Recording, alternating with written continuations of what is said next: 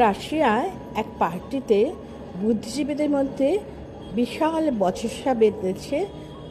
কারাদণ্ড কী হওয়া উচিত, মৃত্যুদণ্ড না যাবজ্জীবন কারাদণ্ড?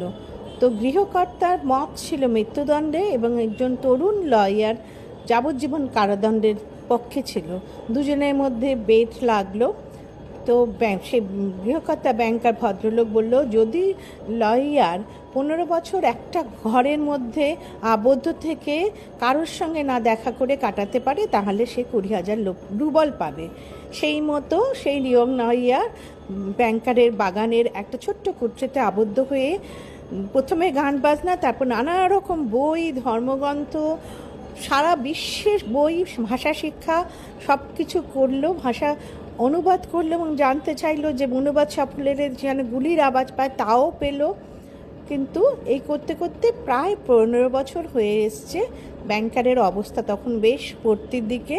এই 20,000 রুবল দিতে হলে সে সর্বশান্ত হবে।